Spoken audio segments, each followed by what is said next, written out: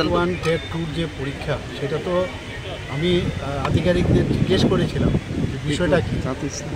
ওনারা আমাকে যা জানালো, কারণ হতেই পারে ওরা যদি স্যাটিসফাইড না থাকে তাহলে নিশ্চয়ই ওদের অধিকার রয়েছে। তো আমি এই বিষয়টা জেনে যখন জিজ্ঞেস করলাম, ওনারা বললেন যে আমরা আমাদের যেভাবে কোশ্চেন নিয়ে কথা হচ্ছিল, আমরা আমাদের তরফ থেকে কোনো আমরা মানে ইরেগুলারিটিস দেখিনি। এবং ওনারা বলেছেন যদি প্রয়োজন হয় তারা ইচ্ছে করলে আদালতেও যেতে পারে, এরকমও আমাকে জানিয়েছে। কাজে এটা সম্ভব হচ্ছে, যেহেতু ওরা বলছে যে আমরা কনফিডেন্ট যে আমরা ঠিকভাবেই মানে প্রশ্নপত্র করা হয়েছে, আমাদের তরফ থেকে কোনো ভুলভ্রান্তি নেই। আর এবার টেট রেজাল্টও আপনি দেখুন, টেট রেজাল্টও কিন্তু গতকালই বেরিয়েছে। টেট রেজাল্ট কিন্তু সেইভাবে কিন্তু সাফল্য পাওয়া যায়নি।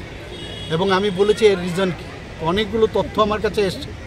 এই তথ্যগুলো আসার পরে আমি ভাবছি যে আগামী দিন এর জন্য কি কি করা যায়। এবং প্রপার, কারণ এইগুলোর মধ্যে টিচার রিক্রুটমেন্ট হচ্ছে। আগামী দিনের যারা প্রজন্ম, যারা স্টুডেন্ট, তাদেরকে যদি গুণগত মানের শিক্ষা না দেওয়া হয় তাহলে তো মুশকিল।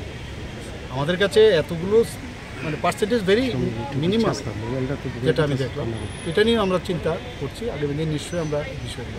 লাস্ট 2-3 বছর ধরে দেখা যাচ্ছে মানে টেটের প্রশ্নপত্র মানে চ্যালেঞ্জ হচ্ছে, মানে প্রশ্নপত্র নিয়ে চ্যালেঞ্জ করছে, মানে ভুল হচ্ছে। সেই বিষয়টা নিয়ে কি কোথাও দেখুন, আপনি সর্বভারতীয় স্তরেও যখনই কোনো এন্ট্রেন্স এক্সাম হয় ইত্যাদি হয়, সব জায়গার মধ্যে যখন যে স্যাটিসফাইড না হয় সেগুলো নিয়ে কোশ্চেন আসে। এটা ত্রিপুরাতে না, কিন্তু অনেক জায়গায় হয়।